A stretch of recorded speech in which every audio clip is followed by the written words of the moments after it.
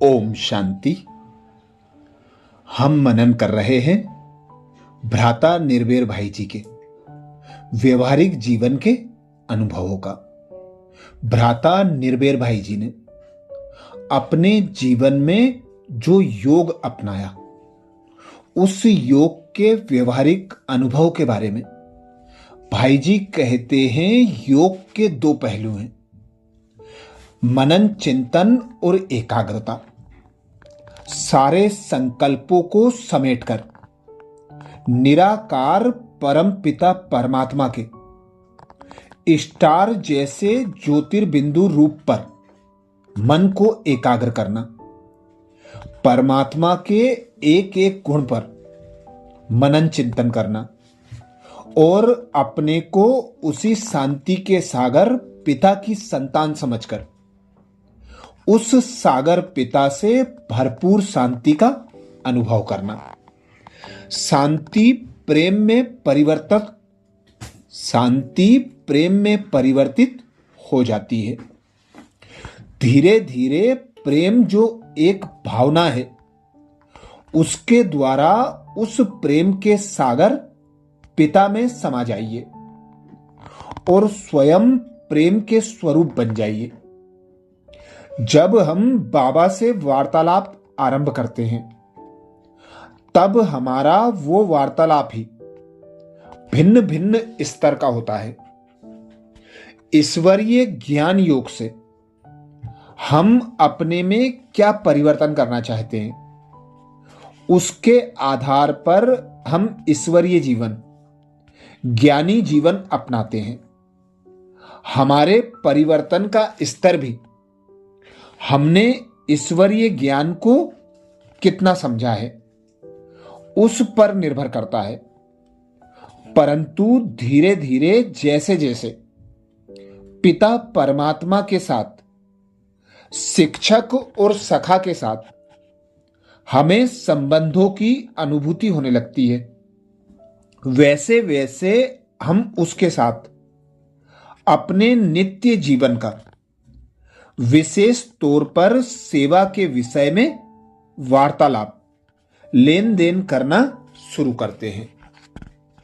आपको बाबा के ही संकल्प अर्थात बाप समान संकल्पों का सृजन करने की आवश्यकता होती है। आपके व्यक्तित्व का भावात्मक भाग सिमट जाता है और आपके व्यक्तित्व का एक शक्तिशाली भाग दिन प्रतिदिन विकसित होता जाता है तथा प्रकट होता जाता है। आपको यह अनुभव होगा कि मैं बाबा से सर्व शक्तियों को जन्म सिद्ध अधिकार के रूप में प्राप्त कर रहा हूं, उनको ग्रहण करके अपने में बढ़ा रहा हूं और साथ साथ अनुभव भी कर रहा हूं कि मैं उस सर्व शक्तिमान का हूं, मैं उस एक का ही हूं। बाबा आप ऊंचे से ऊंचे हैं, बाबा आप श्रेष्ठ से श्रेष्ठ हैं, बाबा आप देवों के देव हैं और मैं नए विश्व का मालिक बनता जा रहा हूं। जब आप अपने को सर्वशक्तिमान की संतान समझते हैं, तब आपकी भावनाएं बहुत गहरी और शक्तिशाली होती जाती हैं। इससे आप अपने को एक शक्तिशाली प्रकाश का गोला अनुभव करेंगे। मास्टर सर्वशक्तिवान की स्टेज, लाइट हाउस और माइट हाउस की स्टेज अनुभव करेंगे। तब आप अपने को बहुत सरल और हल्का अनुभव करेंगे। योग के बाद भी बहुत समय तक आपके संकल्प बहुत श्रेष्ठ और ऊंचे होंगे। समय अंतर जैसे जैसे समय बीतेगा, आप इसे सहज और स्वाभाविक स्टेज अनुभव करेंगे। अर्थात इन्हीं दो पहलू मनन चिंतन और एकाग्रता के आधार पर योग लगाएंगे, बाबा की याद की लगन में मगन होंगे, अपने मन और बुद्धि को बाबा पर एकाग्र कर बाबा के ज्ञान का मनन चिंतन करेंगे, तो गहरी और शक्तिशाली अनुभूति कर सकेंगे। ऐसे ही भाई जी ने सिद्धांत और आचरण में समन्वय बताया। भाई जी कहते, जब आप नयों को इस ज्ञान के बारे में बताते हैं तो आप उनसे यह कहिए कि यह ज्ञान बहुत सरल है, वैज्ञानिक है और आचरण योग्य है। साकार बाबा ने भी मुरली में बताया है कि संपूर्ण बनने में समय तो लगता है। एक इमारत बनाने के लिए जितना समय लगता है उससे ज्यादा समय उसकी नींव बांधने में लगता है। जब हम ईश्वरीय मार्ग अपनाते हैं तब हमें लक्ष्य मिलता है संपूर्ण बनने का। इसके बारे में हमने कभी सोचा ही नहीं था कि हमें संपूर्ण बनना है। सिर्फ यह सोचा था कि जीवन में मानसिक शांति और सुख प्राप्त करने के लिए राजयोग सीखे हैं। जब यह लक्ष्य दिया गया तो आत्मा में वे संस्कार होने के कारण कल्प पहले के श्रेष्ठ जीवन का अनुभव होने के कारण स्थूल और सूक्ष्म विकारों पर विजय प्राप्त करने के पुरुषार्थ के लिए हम प्रेरित हो गए। जब पुरुषार्थ करने लगे तो हमें यह पता पड़ा कि हम जो सोच रहे हैं और जो बातें आचरण में ला रहे हैं उन दोनों में अंतर है, अर्थात संकल्प और कर्म में अंतर दिखाई पड़ा। पहला अंतर है स्व का परिचय। हमें कहा गया कि सर्व सद्गुणों से संपन्न आप एक ज्योति स्वरूप आत्मा हैं। इस ज्ञान से हम अपने बारे में ही कुछ विशेष बातें जानने लगे और सीखने लगे। पहले हम जो सोचते थे उससे यह पूर्णतः भिन्न था।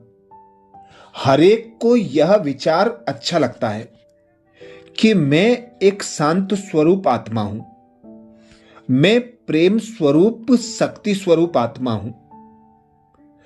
पर यह समझकर चलना मुश्किल लगता है कि मैं आत्मा इस शरीर का मालिक, इसके द्वारा कर्म कर रहा हूं। हम जो सीखे हैं वैसे चलना मुश्किल लगने लगता है। इसलिए सतत अभ्यास के द्वारा एक मजबूत नींव डालने की जरूरत होती है।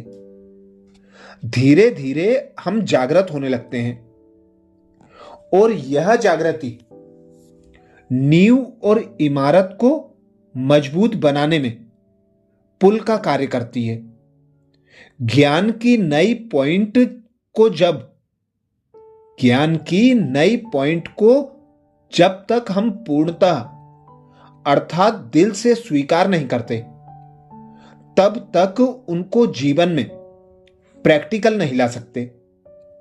इसलिए ज्ञान की हर पॉइंट के बारे में भिज्ञ रहना माना नींव डालने के लिए जरूरी सामान का इस्तेमाल करते हुए नींव को खोदना। इसलिए नींव डालने में बहुत समय लगता है।